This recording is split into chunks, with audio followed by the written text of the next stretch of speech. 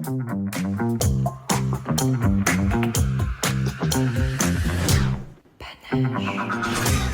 dans le podcast de Panache, le rendez-vous des professionnels et des passionnés de marketing et de communication. On parle entrepreneuriat, culture, médias, retail, vision et tendances du marché. Dans ce podcast, on vous promet des discussions sincères et, je l'espère, toujours très éclairées. Aujourd'hui, on évoque un média à la fois historique, immersif et singulier, le cinéma. Dans un univers publicitaire où le consommateur est sollicité en permanence et sur toutes les plateformes digitales, le cinéma propose un contexte à part, fondé sur l'attention, le grand format et l'expérience. Aujourd'hui, on évoque le fonctionnement d'une campagne, qui intervient dans la chaîne, comment choisit-on les salles, les moments et les contextes, et surtout quelle place le cinéma peut-il encore revendiquer dans les stratégies médias actuelles. Pour en parler, on reçoit Florent Alexandre, Sales Manager chez Brightfish. Bonjour Florent, et merci de nous rejoindre sur le podcast de Panache. Bonjour, avec plaisir. Aujourd'hui, on va parler d'un média qu'on fréquente souvent sans forcément en mesurer tout le potentiel, le côté annonceur, le cinéma. D'abord, est-ce que tu peux nous parler de Brightfish? Que fait Brightfish, que tu représentes aujourd'hui? Oui, absolument. Donc Brightfish, c'est la régie publicitaire qui commercialise de l'espace au sein de son réseau de cinéma. Donc aujourd'hui, Brightfish détient 36 cinémas partenaires répartis de manière homogène sur le territoire. Et du coup, que fait Brightfish concrètement pour ces 36 cinémas? Donc on met à disposition une bande publicitaire qui théoriquement est minutée entre 10 et 13 minutes de bande pour nos annonceurs. Et donc elle met à disposition cet espace pub pour permettre à nos annonceurs de pouvoir être placés devant les films en salle. Et peux-tu nous expliquer ton rôle chez Brightfish et ton périmètre d'expertise en Belgique? Oui, alors moi je suis commercial chez Brightfish depuis 9 ans et je suis responsable des ventes pour les régions francophones du pays, donc Bruxelles, la Wallonie, le Luxembourg, la France et la Suisse. Et je gère principalement les annonceurs directs et les agences de communication. D'accord. Du coup, qu'est-ce qui passe concrètement par toi quand un annonceur décide de faire de la com au cinéma? Eh bien, j'ai avant tout un rôle de conseiller en publicité de manière plus générale, mais forcément avec un focus d'expertise sur le média cinéma. Et mon rôle, c'est d'être attentif à l'univers du cinéma, donc des productions, des dates de sortie de films, des audiences, etc. Et parallèlement à ça, c'est aussi d'être à l'écoute du marché.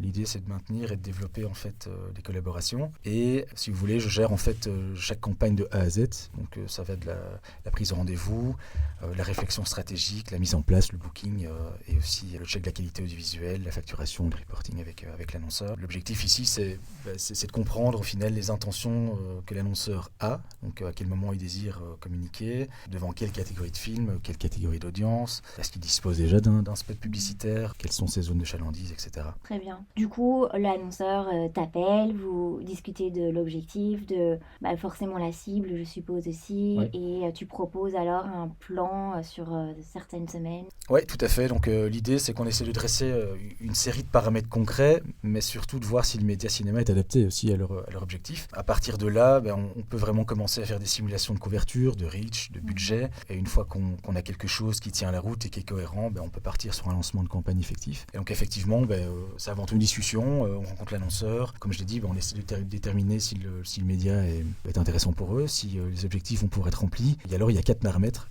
qui rentrent en compte. C'est finalement définir ensemble un cœur de cible, donc analyser son cœur de cible et définir si une audience peut correspondre à ce cœur de cible. Définir une couverture. Quand on parle de couverture, c'est-à-dire qu'on parle d'une sélection de cinéma. Aujourd'hui, on peut sélectionner une sélection nationale ou une sélection locale. On peut vraiment travailler à la carte en disant, voilà, ma zone de chalandise ou ma zone de prédilection, c'est telle ou telle ville ou telle région. À ce moment-là, on regarde chez nous ce qui est disponible et on peut tout à fait sélectionner l'un ou l'autre cinéma. Et on regarde évidemment la période ensemble. Donc c'est vraiment les piliers qui vont aussi définir un des paramètres de la campagne. C'est à quel moment est-il opportun de communiquer, en sachant qu'on communique par semaine au cinéma. Donc c'est toujours du mercredi au mardi suivant inclus. Pourquoi le mercredi? C'est le mercredi que sortent les nouveaux films. Et le dernier paramètre, et qui n'est pas négligeable, c'est la durée du spot. Il faut savoir qu'il n'y a pas de règles spécifiques pour pouvoir communiquer, bien qu'on privilégie des formats plus longs au cinéma. Puisque un format long, c'est combien de minutes? Une minute ou 60 secondes. Oui, le minimum qu'on peut accepter, c'est 10 secondes. Le maximum, c'est 300 secondes. Alors 300 secondes, c'est 5 minutes. Ouf, Vous donnez, voilà, donc ça paraît... un mini-film. Voilà, c'est presque un mini court-métrage, on peut le dire comme ça. Maintenant, voilà, comme je le disais, le média, en fait, le permet. C'est-à-dire qu'on est en salle de cinéma, le ciné-spectateur a le temps, dans un mindset d'évasion, de détente, et donc forcément, c'est vers ce type de format plus long qu'on va privilégier les campagnes. Maintenant, tout dépend de l'histoire qu'on a racontée, c'est-à-dire qu'un standard qu'on a chez nous, c'est entre 20 et 30 secondes, mais il n'y a pas de règle, voilà. Il y a des annonceurs qui se suffisent à 10 secondes parce qu'il y a un message clair et précis qui est donné. En revanche, il y a d'autres annonceurs qui ont besoin ou qui préfèrent en fait utiliser des formats plus longs, comme un 60 secondes, c'est aussi assez standard, et raconter une histoire. Ça se prête assez bien pour le cinéma, évidemment, puisqu'on est dans le storytelling, on capte vraiment l'attention du spectateur. Ouais, tout à fait. Ouais, tout à fait. Tu parlais aussi que finalement je peux choisir les 36 cinémas ou certains cinémas plus ciblés, donc ça par province, mais aussi tu pourrais choisir qu'un cinéma. Ouais, tout à fait. Oui. Donc ils sont les 36 cinémas qu'on enregistre sont sélectionnables à la carte. Donc je prends un exemple, on est sur la région du Brabant wallon et un annonceur désire uniquement sélectionner le Wellington Waterloo par exemple ou le Kinépolis Image Brain, c'est tout à fait possible et on peut activer ces 36 cinémas à la carte, donc par semaine toujours forcément. On peut décider de faire, je sais pas moi, démarrer le Wellington en semaine 1 et le Kinépolis Image Brain en semaine 2 et vice versa, ou les activer en même temps. Ça c'est vraiment le choix. C'est hyper personnalisable, modulable pour en fonction de l'objectif. Exactement. Du client. Ouais. Bon, on y reviendra sans doute après, plus dans les détails, au niveau métriques, etc. Mais généralement, une campagne cinéma dure combien de temps, combien de semaines dure une campagne en général ? Alors, le minimum qu'on puisse réserver, c'est 1 semaine, et il n'y a pas de limite au final, bien que notre recommandation, c'est toujours d'effectuer 4 semaines. Donc un minimum de 4 semaines. Pourquoi ? Parce qu'on sait tous que tout le monde ne va pas au cinéma en même temps, et en prenant 4 semaines de diffusion, qu'elles soient consécutives ou non, cela permet d'avoir une rotation en fait, suffisante pour pouvoir assurer en fait, la qualité d'une campagne en termes de fréquentation, donc en termes de vues. Et donc c'est la raison pour laquelle, en général, le standard, c'est entre 3 et 4 semaines, mais on pousse vraiment de faire 4 semaines au minimum. Voire plus. On a des annonceurs qui font des diffusions toute l'année. On a différentes missions, on y reviendra aussi, mais on a des missions qui permettent aux annonceurs ça s'appelle le Always On chez nous, donc ça veut dire que littéralement par traduction, c'est toujours disponible. Toujours... Comme en digital, on appelle ça le Always On aussi. Voilà. C'est une campagne qui ne s'arrête pas et qui tourne en continu, à l'infini. Oui, c'est ça. Donc voilà. Donc c'est vraiment des packages vraiment flex, comme on appelle ça chez nous, et qui permettent à l'annonceur d'être présent de manière homogène toute l'année en fait. Un budget conséquent ou... Pas forcément.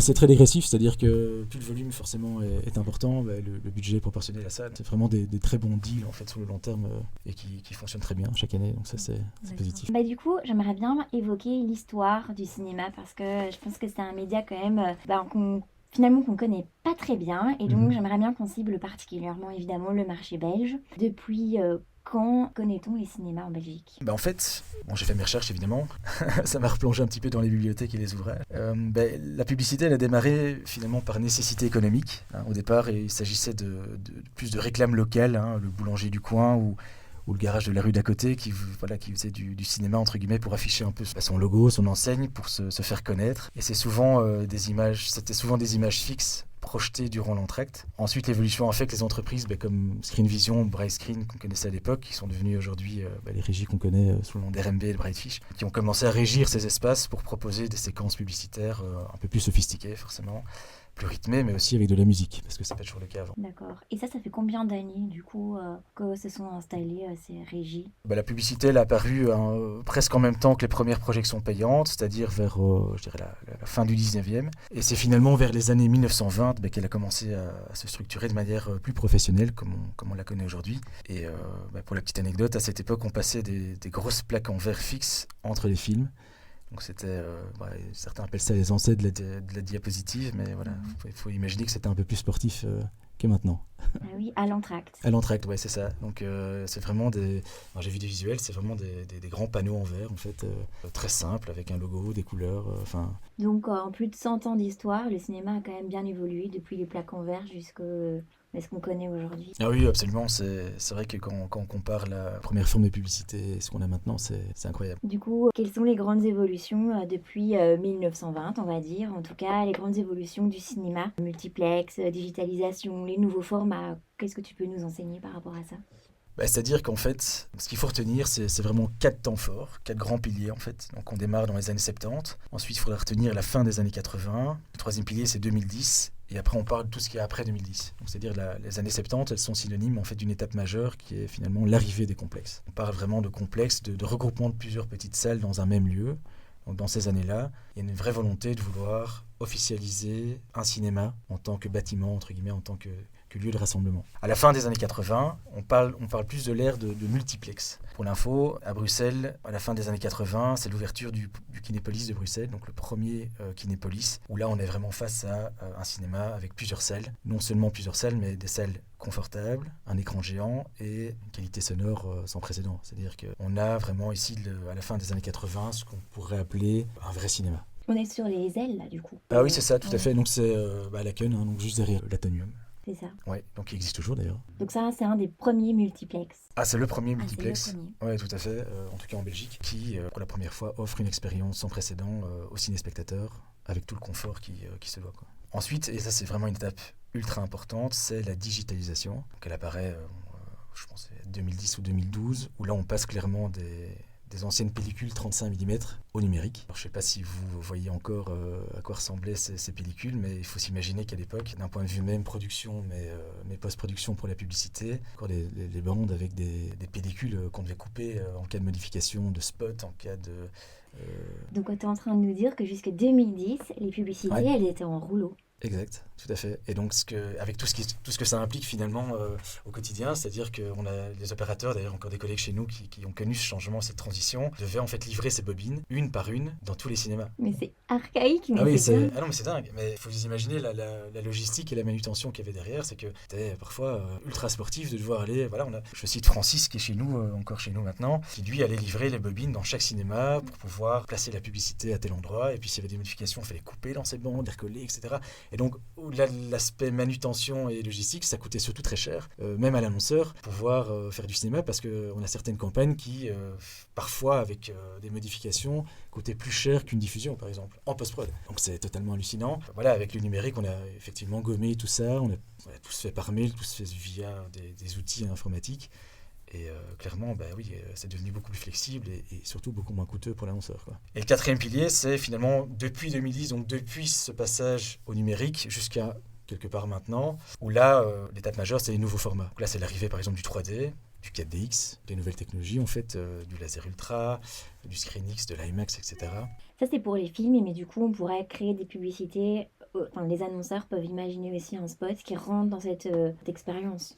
Alors ça s'est fait au tout début, mais je ne pense pas que ça a rencontré pas un franc succès, mais disons que la technique n'est pas encore adaptée pour pouvoir le faire à 100%, et on s'est rendu compte que ça coûtait très cher pour pouvoir l'adapter en fait à ce type de technologie. Il faut savoir que voilà, il faut que le spot soit relié à ses sièges, il faut que le siège réponde à tous les mouvements, et donc voilà, les films sont conçus pour ça, mais d'un point de vue publicitaire, ça coûtait excessivement cher en fait. D'accord, donc finalement, j'avais en tête de te poser quel est le tournant majeur, mais le tournant majeur, j'ai l'impression que c'est 2010, c'est justement cette numérisation des spots, ou y a-t-il d'autres réponses? Exactement, donc ça c'est vraiment un tournant majeur d'un point de vue technique, mais d'un point de vue, je dirais, ciblage, on est vraiment passé au tout début d'une possibilité de ciblage qui n'était pas vraiment possible, donc c'est soit on diffusait devant tout le monde, toute la salle, ou finalement rien, vers un ciblage précis aujourd'hui. C'est-à-dire qu'on peut maintenant, ce qui n'était pas le cas avant, choisir un cinéma, plusieurs groupes de cinéma en spécifique, et on peut aussi choisir aujourd'hui les audiences. Voilà, avant c'était relativement limité, aujourd'hui on le verra plus tard aussi, mais on a 11 possibilités aujourd'hui, dont 11 missions, 11 packs qui sont disponibles chez Brightfish pour pouvoir diffuser devant l'audience la plus en lien avec le cœur de cible de l'annonceur, ou même encore devant un film spécifique. C'est vrai qu'aujourd'hui il est aussi possible de sélectionner un film en particulier, ou plusieurs films en particulier, c'est ce qu'on appelle le movie match. Et grâce à ça, on a vraiment rendu le média accessible tant aux annonceurs locaux qu'aux annonceurs nationaux. Du coup, je voudrais aborder quelques chiffres pour mesurer un peu l'impact du cinéma aujourd'hui, parce qu'on ne se rend pas compte en tant que spectateur forcément des couvertures, de ce que ça représente, combien de tickets d'entrée fait un cinéma aujourd'hui. Du coup, quel est le film, selon ton expérience, qui a réalisé le plus d'entrées en Belgique ces dernières années? Alors le film, il y en a un, oui, que je vais citer, mais il y en a beaucoup finalement, mais je peux vous en citer quelques-uns. Alors, au niveau des admissions, donc je parle bien au niveau des admissions nationales et sur une année complète de diffusion. En 2023, donc on peut remonter jusqu'en 2023, je vais vous donner un top 3, par exemple. Alors on a Zootopolis, qui a totalisé plus ou moins 800 000 admissions sur l'année. C'est Zootopia Oui, Zootopia, Ah oui, c'est ça. Oui, bah, il est traduit, mais Zootopia, Ah oui, oui, tout à fait. d'accord. Et il y a Et d'ailleurs donc, cette le nouvelle 2 est version qui est sortie sorti. en 2025, Ouais. oui, tout à fait. Donc, qui a généré plus ou moins 800 000 entrées. Vaiana, 700 000 oui. entrées, plus ou moins. Et alors, c'est l'année de Barbie, évidemment, 2023. On est Oui. presque au million d'admissions, on est à 945 000 admissions. Alors, je précise aussi que c'est uniquement au sein du réseau Brightfish. Et alors, Avatar, qui est sorti en fait en fin 2022, en décembre, et lui a dépassé le million d'entrées. On est à 1 300 000 entrées. Donc, ce qui est quand même relativement colossal, en ne parlant que de ces films-là, évidemment. Bon, 2024, c'est Vice Versa 2, 900 000 entrées. Wonka qui a totalisé 690 000 admissions. Et la suite de Vaiana, donc le Vaiana 2, 670 000 admissions. Et 2025, c'est le nouveau Zootopia, donc le volet 2 qui est sorti, 780 000. Et Avatar, encore une fois. Encore Avatar. Avatar, oui. Je suis quand même impressionnée, c'est beaucoup de films jeunesse.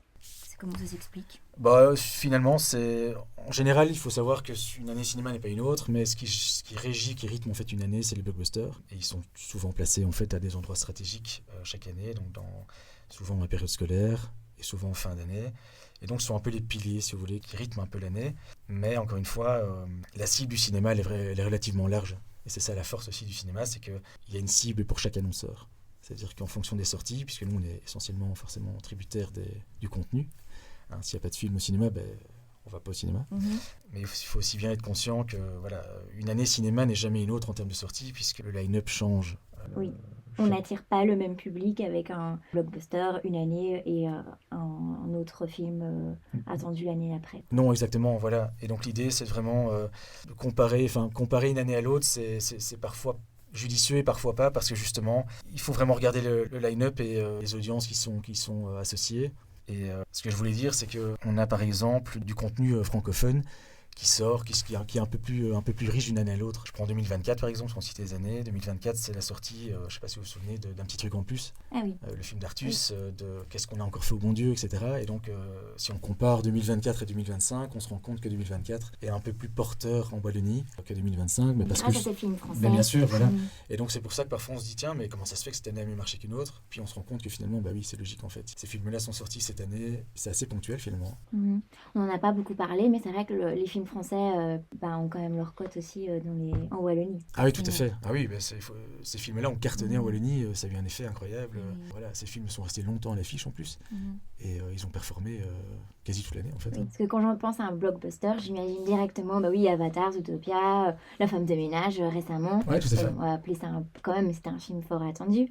Donc c'est intéressant de voir que finalement, oui, évidemment, les films français ont aussi leur place. En Wallonie, oui, tout à fait. Oui. Et parfois même en Flandre, contre toute attente. On a parfois de l'engouement flamand et inversement. Et moins inversement, je dis une bêtise, mais c'est vrai qu'il y a certains films en fait wallons, enfin français, qui sont diffusés en Wallonie et qui intéressent parfois même la périphérie de Bruxelles ou la Flandre. Ouais.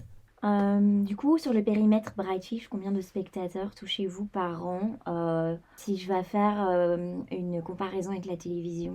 Chaque année, au sein du réseau Brightfish, on touche entre 13 millions et 15 millions de ciné-spectateurs. Et alors, pour ce qui est de la comparaison avec la TV, personnellement, je trouve ça toujours un peu délicat de le comparer. En fait, de manière générale, un média sur les mêmes critères. Il faut savoir que la TV, quelque part, est plus fragmentée qu'au cinéma. Et le degré d'attention n'est pas du tout le même non plus. C'est-à-dire qu'on n'est pas constamment devant notre TV, on est peut-être un peu distrait aussi, on est des amis à la maison, on fait à manger, on a des enfants, on n'est pas tout le temps devant l'écran, et c'est clairement pas le cas au cinéma. Voilà, au cinéma, on a une attention qui est effective à 100%, et ça, on ne peut l'avoir qu'au cinéma, finalement. Et alors, c'est marrant, parce que je dis toujours, et c'est vrai qu'on ne se rend pas toujours compte, mais au final, l'écran de cinéma, c'est finalement le seul écran qui ne nous appartient pas, quand on y réfléchit un petit peu. On ne peut pas passer la publicité, on ne peut pas scroller cet écran. On ne peut pas se lever et s'en aller. On ne peut pas se lever et partir. Enfin, si on peut, mais je veux dire, on ne peut pas se lever et éteindre l'écran parce que ça ne nous intéresse pas. Et donc, c'est souvent l'exemple que je prends en disant, mais voilà, c'est vrai qu'en fait, quand on est au cinéma, au final, c'est un moment d'évasion, c'est un moment un peu lâcher prise avec le quotidien. Et c'est surtout un moment de lâcher prise avec aussi l'écran qu'on a dans la poche toute la journée. On se laisse porter, en fait, ce qui est rare.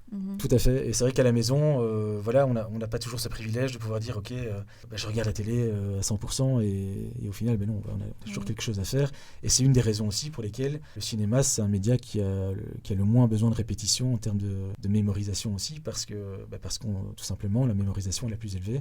Et on est devant cet écran et au final, la seule chose qu'on a à faire, c'est de regarder l'écran, quelque part. Je vais rebondir direct parce que ça m'intéresse, mais il y a un bloc vraiment précis où on va parler plus de chiffres. Mais tu parles de répétition. Finalement, combien de répétitions? J'ai en tête une répétition suffit, non, pour que le message soit compris et mémorisé. Oui, c'est-à-dire qu'en fait, en termes de nombre de répétitions, il faut savoir qu'au cinéma, on a l'attention la plus élevée. Donc il y a une étude qui a été menée, c'est l'étude de Morgenstern qui en témoigne, c'est que sur un graphique, en fait, on voit que le cinéma se place en première position avec un taux de mémorisation de 75%. Et ensuite, En une prise, enfin je veux dire en une prise, fois. ouais, Ouais. tout à fait. Tout simplement parce qu'en fait, sur un standard de 20 ou 30 secondes, la publicité elle est vue de A à Z pendant 30 secondes ou pendant la durée du spot. Et on voit sur ce graphique qu'il y a une légère déperdition avec les autres médias, puisque au final, on est plus distrait sur les réseaux sociaux, sur la TV, à la radio, etc. Alors qu'au cinéma, au final, on est captivé, l'œil captif sur l'écran. Donc c'est assez intéressant. Ouais. Du coup, si je récapitule, donc on a 13 millions de spectateurs touchés par an en Belgique. Tout à fait. En Wallonie, on coupe en deux ou... En Wallonie, ce qu'on peut faire, on peut faire un calcul assez rapide. Si on se base sur la répartition de nos cinémas dans le sud, ça représente une segmentation de plus ou moins 36%. Donc on est à 17 cinémas en fait dans le sud et 15 pour la partie nord, sans Bruxelles. Et donc si on fait une règle de 3, on est plus ou moins sur 5 millions d'entrées annuelles, uniquement en Wallonie. Mais comme j'ai dit, voilà, une année n'est pas l'autre. Tu peux m'expliquer quand tu dis segmentation 36%, tu veux dire quoi? En fait, ça correspond au nombre de cinémas qu'on a dans le sud. Et donc, sur une échelle de 100%, si on regarde les 17 cinémas, ça représente 36% en fait dans le sud, de couverture. De cinéma. De cinéma, oui, tout à fait. Okay. Donc, c'est 110 écrans, donc 17 cinémas et 15 cinémas en Flandre, en fait. D'accord. Maintenant, on va parler plutôt fréquentation. Donc, la salle de cinéma, généralement, ça dépend évidemment aussi des titres, des films, mais est-ce qu'on peut s'attendre à quoi, 70% de remplissage ou ça arrive d'avoir des salles plus vides? Je sais pas comment. Oui, les deux cas sont possibles, mais quand on parle de taux de remplissage en fait d'une salle, c'est assez aléatoire d'un jour à l'autre et c'est surtout assez aléatoire aussi d'un cinéma à l'autre. Et donc c'est finalement une donnée qui va pas vraiment nous intéresser parce qu'elle est trop volatile. On va plutôt se pencher et analyser en fait la fréquentation par semaine, par région et par catégorie de films, voire par film spécifique. Et là, ce sont vraiment des données qui sont intéressantes parce que ce sont plus des données qu'on peut partager avec le marché. Ce qu'on peut dire au niveau des salles, en revanche, c'est qu'on remarque un engouement de plus en plus pour les formats dits spéciaux que je mentionnais tout à l'heure. Donc les formats KDX, Screenix, IMAX, qui, malgré leurs prix qui sont plus élevés, suscitent un engouement chez les ciné-spectateurs. C'est une expérience à part qu'on a pas à la maison. C'est ça, tout à fait. Oui, pas à la maison. Et puis, je pense que le spectateur, maintenant, a envie aussi de rendre un peu l'expérience cinéma différente. Immersive. Et donc, ces technologies le permettent. On connaît tous le cinéma qu'on connaît, le format 2D qui est tout à fait classique, entre guillemets. Et donc on voit vraiment cette tendance d'aller vers des formats plus spéciaux, quoi. Et en fait, est-ce que vous avez constaté, parce que pour beaucoup d'enseignes, en tout cas, 2020 avec le Covid a assez fragmenté les habitudes et un peu, je vais dire, déséquilibrer certaines choses. Est-ce que pour le cinéma, vous avez constaté une fréquence qui a diminué forcément en 2020, qui a remonté en 2026? Est-ce que tu estimes qu'on récupère les mêmes audiences qu'en 2019 ou est-ce que c'est plus? On récupère, ça c'est une certitude, mais c'est une question qui revient aussi régulièrement. C'est vrai que c'est, mais comment le cinéma a survécu ou a vécu durant la pandémie? Alors la réponse c'est pas encore tout à fait, on n'est pas encore tout à fait revenu au même niveau qu'avant le Covid, mais ce qu'on peut dire et affirmer, c'est que la situation s'est stabilisée en tout cas en 2025. Donc il a fallu 5 ans pour retrouver vos audiences. Ouais, en fait ce qu'il faut savoir, c'est que durant la pandémie, forcément tout était à l'arrêt, comme tous les secteurs, beaucoup de secteurs en tout cas. Et il y a eu un impact direct sur les productions. Voilà, il y a beaucoup de films qui devaient sortir, mais qui n'ont finalement pas pu sortir au bon moment.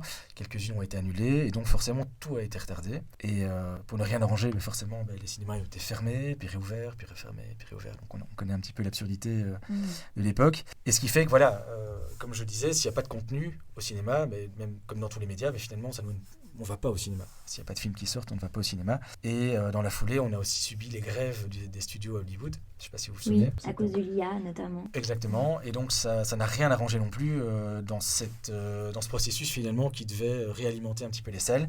Parce que les blockbusters attendus n'étaient pas là. Voilà, c'est ça. Et donc finalement, le contenu qui devait sortir en 2020 ou en 2019, qui devait se faire en 2020, 2021, ça n'était pas disponible au bon moment. Et donc ce qui fait que quand les salles de cinéma ont pu réouvrir enfin à 100%, le contenu n'était pas forcément là.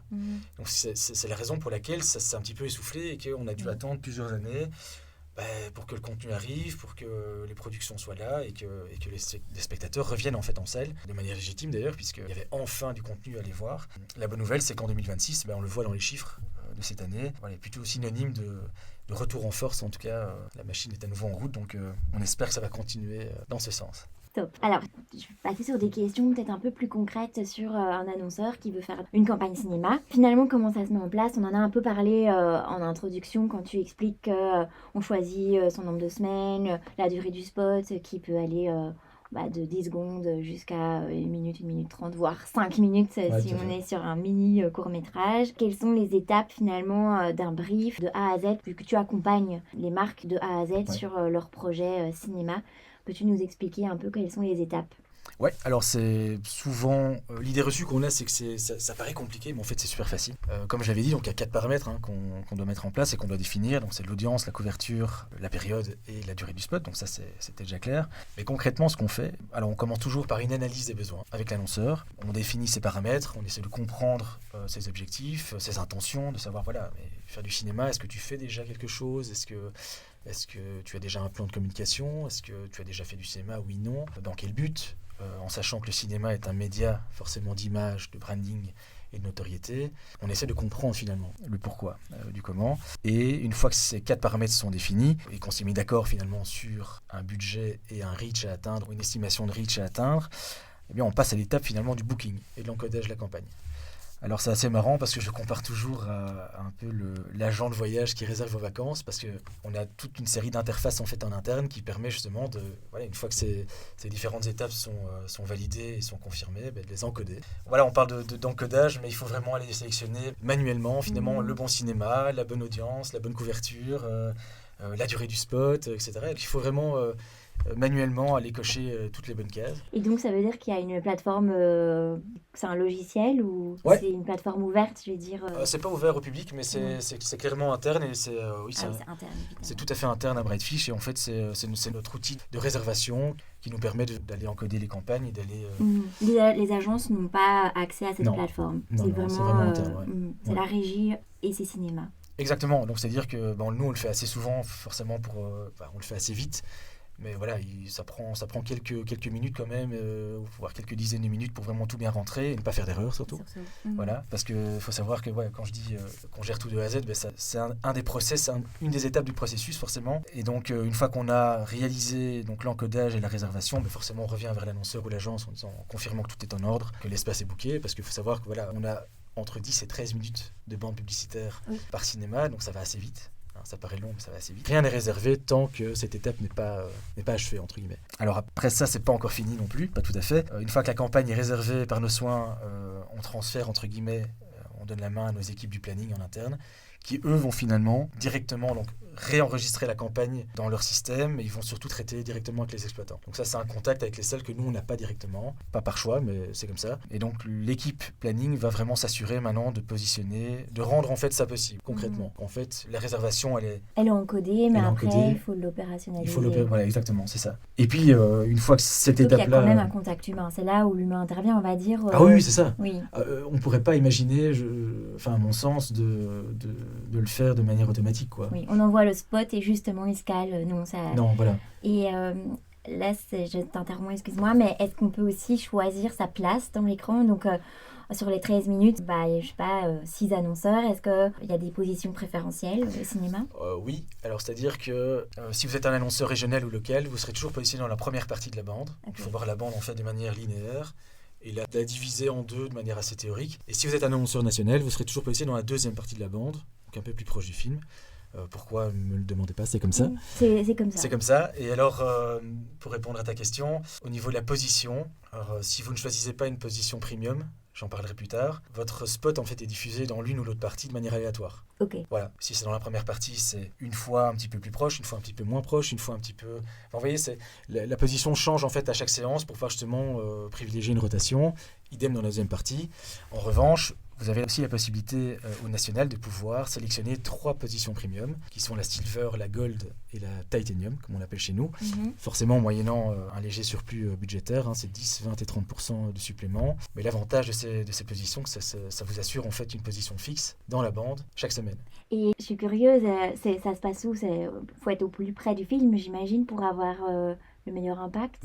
Oui et non, c'est-à-dire que oui, vous garantissez un impact encore supplémentaire si vous êtes le plus proche du film. Oui. Et donc l'idée, pour vous donner un exemple, c'est la Silver, elle vous place dans le dernier tiers de la bande. La Gold, vous êtes le dernier spot à être vu entre les deux jingles Brightfish. Parce que la publicité est annoncée entre chaque logo Brightfish qui apparaît à l'écran. Et la Titanium, c'est là où ça devient ultra intéressant, c'est que les lumières de la salle se tamisent, le logo Brightfish vient de passer, tous les spectateurs pensent qu'il n'y a plus de publicité. Et il y en a encore une. Encore une. Et la coup de théâtre, vous êtes le tout dernier spot à être diffusé, et à ce moment-là, le film commence juste après, quoi. Donc ça, c'est cool. ça, c'est un peu le... Je ferai attention la prochaine fois de voir. Et c'est un choix quand même. Il y a beaucoup d'annonceurs qui choisissent cette position. Il faut savoir que ces 3 positions, de manière générale, sont la plupart du temps sold out, en fait. Okay. Ouais. Donc elles sont disponibles une seule fois par semaine. Sinon, ça n'aurait pas de sens. Mais elles sont tout le temps bloquées. Ah oui, forcément, une fois par semaine, vu que la campagne dure minimum une semaine. Ouais, voilà. Donc c'est un annonceur par position, premium. Ok, j'aime bien d'être toujours à l'heure pour voir les spots publicitaires, mais là, je ferai encore plus attention de voir les 3 positions. Ouais. Ok, du coup, j'imagine que les zones géographiques, les périodes de diffusion, les audiences, tout ça, ça se décide en amont et ça se book du coup via votre logiciel interne. Ouais, tout à fait. Et puis ça s'opérationnalise. Donc, dans un plan média, donc un annonceur va utiliser souvent une stratégie omnicanal, donc le digital évidemment, peut-être la télé, le cinéma. Éventuellement, à quel moment justement le cinéma devient-il un choix stratégique en général pour une marque? Alors ce que moi je dis toujours, c'est que finalement le cinéma il est complémentaire avec tous les autres médias. On sait tous que chaque média possède sa puissance, qui lui est propre et qui permet d'être utilisé à bon escient. Moi je dis toujours, le cinéma finalement il intervient, en tout cas lorsqu'on parle de digital, il intervient quand le digital atteint un peu ses limites. Qu'est-ce que j'entends par limite? On parle de saturation, de fatigue un peu publicitaire, de skip systématique. Vous savez, quand on a ce matraquage un peu pénible sur les réseaux, etc. Et on a finalement vu ou l'impression d'avoir vu la publicité une centaine de fois, mais uniquement par morceaux, parce que voilà, on a appuyé sur ce bouton skip de manière assez abusive. Et de manière générale, ce qu'il faut retenir, c'est que voilà, on va plutôt faire du digital pour du ROI direct, et à l'inverse, on va plutôt faire en fait appel au cinéma pour du ROI long terme. L'objectif, nous, ce qu'on veut, en tout cas au cinéma, c'est que voilà, c'est pas de générer des clics immédiats, c'est clairement pas l'objectif du cinéma, mais c'est plutôt que le consommateur se souvienne de la marque 6 mois plus tard. C'est ça, on est dans une phase de notoriété plutôt que d'acquisition. Exactement, c'est vraiment 2 choses différentes. L'idée, c'est comme quand je disais, il faut utiliser chaque média à sa juste valeur, mais clairement, il faut avoir en tête que le cinéma n'est pas fait pour générer du clic immédiat, quoi. Non, en fait, on va toucher une cible plutôt affinitaire et Exactement. On va amener un complément, en fait. Et surtout, comme on disait un peu en intro et déjà jusqu'à présent, ça dépend aussi du film. Est-ce que l'audience va être pertinente par rapport à notre message? Oui, tout à fait. Du coup, c'est vrai qu'on ne peut pas comparer, on vient de le dire, le digital au cinéma. Mais est-ce qu'on peut quand même parler de CPM au cinéma? Oui, absolument. Et alors, c'est systématique, le coût par 1000. Et comme tu l'as dit, ce qui est effectivement une erreur, c'est de le comparer tel quel. Alors pourquoi? Tout simplement parce que sur les réseaux sociaux, en fait, un contact à proprement parler, il est souvent comptabilisé après quelques secondes de visionnage, je pense que c'est 2 ou 3 secondes. Et parfois, en fait, sans le son. Lorsqu'on scrolle sur les réseaux sociaux, on n'a pas toujours le son qui vient avec, et c'est souvent sur un tout petit écran de téléphone ou un ordinateur. Alors qu'au cinéma, le contact il dure entre 20 et 30 secondes en général, et on est en fait plongé en salle de manière immersive et avec 0 distraction. Et donc, lorsqu'on parle de CPM, il faut distinguer en fait le coût réel que génère l'investissement pour une vue effective, et donc qualitative, donc le cinéma, versus une vue en fait quantitative mais peu effective. C'est là où la notion de mémorisation, d'attention... Elle entre en jeu, exactement. Entre en jeu, parce qu'on ne parle pas juste de coût par 1000 contacts, mais plutôt, faudrait presque avoir un coût par 1000 attentions. Mais voilà, c'est ça. Donc en fait... C'est ça, donc en fait on parle de CPM, mais en fait au cinéma il faut parler de ACPM en fait. Donc c'est le coût à l'attention en fait. C'est ça existe aussi? Ouais, tout à fait. Mesuré. Tout à fait, ouais. Okay. Et donc la vraie question à se poser, c'est est-ce que je vais être vu 10 fois plus finalement sans vraiment savoir de quoi il s'agit, ou est-ce que je vais être vu en entier avec un peu moins de répétition, puisque le cinéma nécessite très peu de répétition, mais d'être dans un endroit favorable et ultra immersif. Donc c'est vraiment ça. Donc c'est un peu l'exemple en termes d'OTS, 10 OTS cinéma égale 10 OTS réellement vus, et 10 OTS TV ou digital ou sur des plateformes, mais voilà, ce ne sont pas réellement 10 vrais OTS en fait. On le voit dans nos plans médias, en général, on essaye d'avoir 10 OTS télé et une OTS cinéma Exactement. suffit. Voilà. Donc c'est toute la grosse différence. Oui, tout à fait. Du coup, le cinéma, c'est un média d'image, un média de notoriété, mais évidemment, tous les annonceurs qui investissent veulent connaître le ROI. Comment est-ce qu'on va mesurer ça? Donc l'OTS, mais est-ce qu'il y a d'autres métriques à prendre en compte? Bah oui, en fait, nous, ce qu'on dévoile dans nos reporting et nos bilans de campagne, ce sont donc la fréquentation. La fréquentation, elle est tout simplement calculée sur base des tickets vendus par cinéma, et donc par semaine, et aussi par film. Donc en fait, ce que nous, on peut être à même à délivrer, c'est les résultats par semaine, par film, par audience forcément, et par nombre de tickets vendus. Donc c'est-à-dire qu'en fait, une fréquentation va être déterminée chaque jour par ces paramètres-là, et c'est ce qui nous permet de pouvoir, lors des bilans de campagne, de pouvoir renseigner en fait les annonceurs sur la fréquentation des salles. Et on le disait aussi, on peut personnaliser nos campagnes en fonction des programmations famille, enfants. Jusqu'où est-ce qu'on peut aller dans cette personnalisation? On peut absolument presque tout faire, c'est-à-dire que, comme je l'avais mentionné, on a 11 missions différentes qui permettent de toucher l'audience qui correspond à celle de l'annonceur, plus le Movie Match. Donc le Movie Match, c'est vraiment la solution pour pouvoir suivre un film en particulier. Donc je prends un exemple, vous désirez en fait uniquement suivre Le Diable s'habille en Prada 2 qui va sortir le 29 avril, c'est tout à fait possible. Donc on peut être que sur ce film-là, Ouais. en annonceur. Vous êtes un annonceur mode, vous pouvez cibler le film Le Diable s'habille en Prada 2 Oui. et avoir un cœur de cible, j'imagine, ultra féminin ou... Par exemple, oui, ou Ultra Premium par exemple, ou une marque de luxe. Et vous décidez, de dire, voilà, moi je veux uniquement suivre ce film-là pendant X semaines, c'est tout à fait possible. On voit aussi la diffusion de matchs de football, de concerts, d'opéras, d'événements live. Pourquoi cette orientation? Est-ce que c'est une stratégie de diversification des revenus ou bien une réponse vraiment aux nouveaux usages plus culturels? C'est un peu des deux finalement. Elle est en même temps logique et stratégique puisque, vous savez, quand on voit les concerts aujourd'hui, les places sont souvent très chères et elles sont souvent très limitées aussi. Donc les événements sont souvent complets assez rapidement. Et donc quand je dis logique, c'est parce que ça s'est un peu imposé de manière logique et stratégique avec les cinémas, où l'événement s'est dit, j'arrive vite à court des tickets, ils sont très chers aussi. Comment le déformater finalement dans un endroit où on ne va pas perdre finalement la qualité? C'est au cinéma. On a la chance d'avoir un endroit où on peut restituer fidèlement l'univers de l'événement, du concert, de manière ultra qualitative. Et donc, c'est bénéfique pour les événements, donc les salles de concert, mais également pour les exploitants de salles. Et donc, quelque part, tout le monde s'y retrouve. Il faut le voir un peu comme une extension pour tout le monde sans dénaturer la qualité. Donc, les ciné-spectateurs, finalement, qui n'ont pas pu avoir la place à temps pour le concert ou qui n'ont pas pu se la payer, iront au cinéma pour pouvoir le voir et sûrement à des coûts beaucoup moins chers qu'une place. Oui.